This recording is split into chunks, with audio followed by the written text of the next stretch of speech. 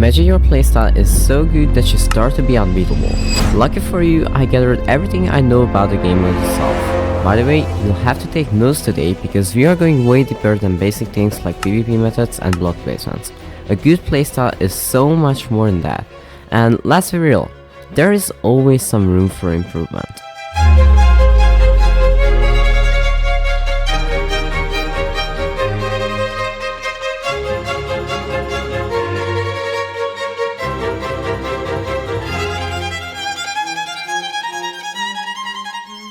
Starting with clicking methods. There are a lot of clicking methods you can choose for your playstyle. Most players use single, butterfly, drag and burst click. For me, burst clicking is the best since it's literally perfect for everything in game. For a PvP method, you should test it out yourself which one works the best. You should also remember that finding the right method to PvP with can highly depend on your ping. For low ping, up to 70 ms, I recommend you to learn how to W tap, jump reset and block hit properly. For middle ping like 100 to 200 ms, hit select is just simply too OP. What I also used to do sometimes is that I mix these PvP methods, creating situations where I can just basically one-tap my opponent off the bridge. My favorite one is stopping before your opponent hits you, then as soon as you get the hit, you start to run, aka start pressing W and just try to hit back with a block hit. This is almost the same as hit select, just simply a more complicated version of it.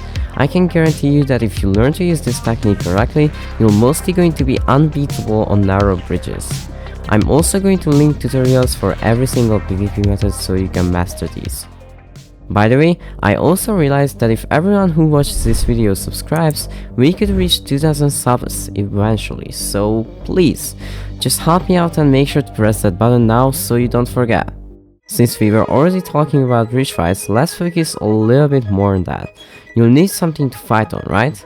Well, you gotta make a bridge first. Let's start with learning how to speed bridge. It's really easy to master, it just takes some time to practice and that's it. After you learn to speed bridge, you have to focus on learning how to 2 and 3 stack correctly. For Bedfight, I recommend you to use 2 stack, but if the space is bigger between the 2 islands, then I'm sure that 3 stack could work too. You can also make your bridge wider by extending it from the start or more and more into the game. By the way, you can not only do multiple layers sideways, but vertically too. What I mean by that is that you can easily build a 2 or 3 block layered bridge. This way you'll have much more options when trying to clutch in the side of your bridge, and you can also manage to win bridge fights much more easily with this bridging technique, since it will give you the opportunity to use other strategies and more. As soon as you get into a bridge fight, you should always think about your opponent's ways of killing you.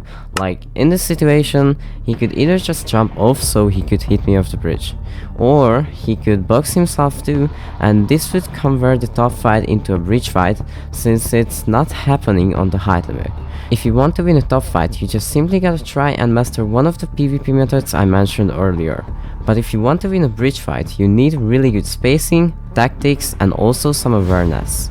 The main reason why good spacing and tactics are important because they complement each other. The main goal when we are doing bridge fights is not only to kill our opponent, but to also take as little damage as possible. Because if you have a little bit more HP remaining, if you get high ground, you still have a lot of chance of killing him again and destroying his bed. To practice spacing, just go into a single player world, grab any mob that attacks you like a zombie or a creeper and start practicing. After some time, you will eventually know your reach better. As soon as you're done with this, you can also grab some blocks and do the same, but this time you will have to block your opponent's way, keep distance and attack.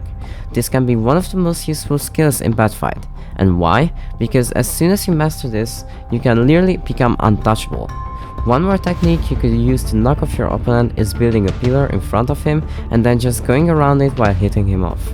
The faster you are while doing this, the more you'll confuse your opponent.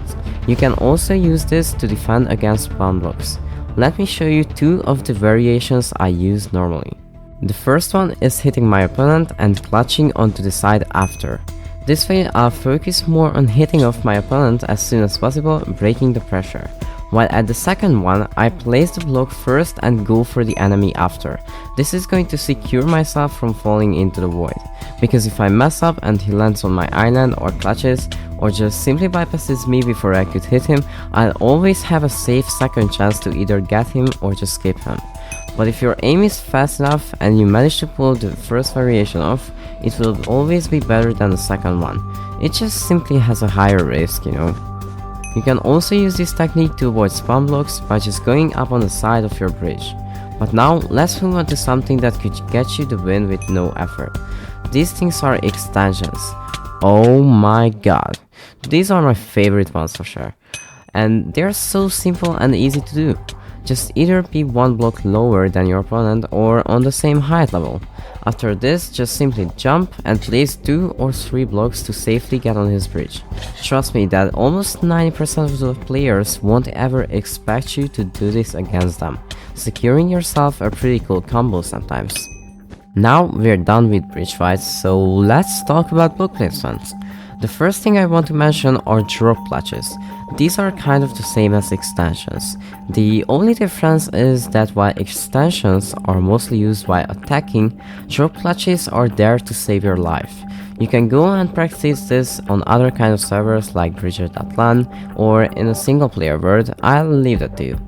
But I mean it a lot more when I talk about block placements. It can help you win fights without taking any damage by confusing your opponent. Some people master this so well that block placements are a whole new playstyle for them. There are 2 different groups in block placements: attack and defense. While attacking, you gotta be a little bit more aggressive, unexpectable, and also fast. If you're defending, you have to be patient, smart, and a little bit more passive.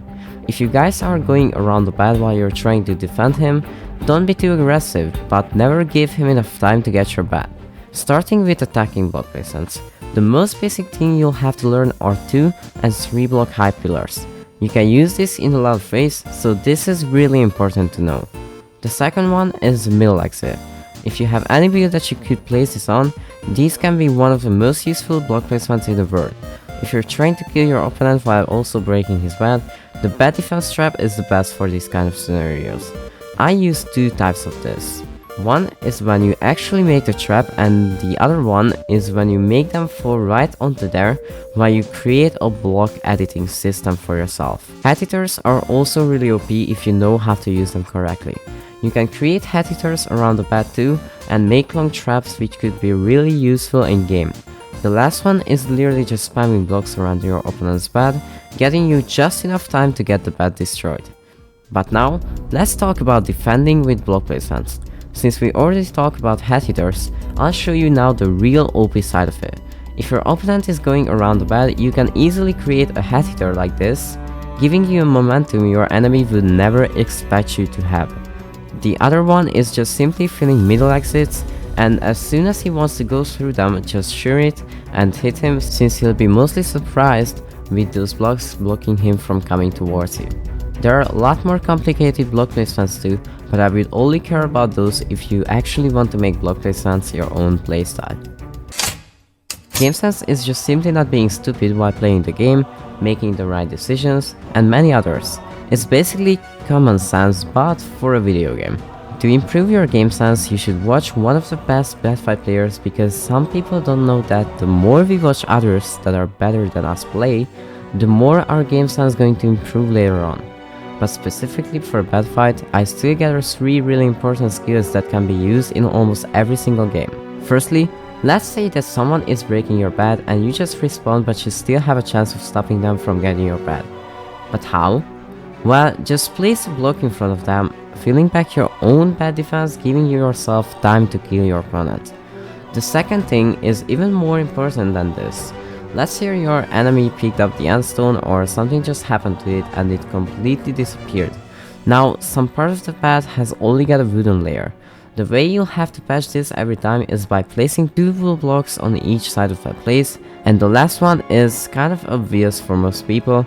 It's just basically blocking in with an endstone, since this will give you a lot more time to break their bed due to them not being able to just drop onto you while you're blocked in.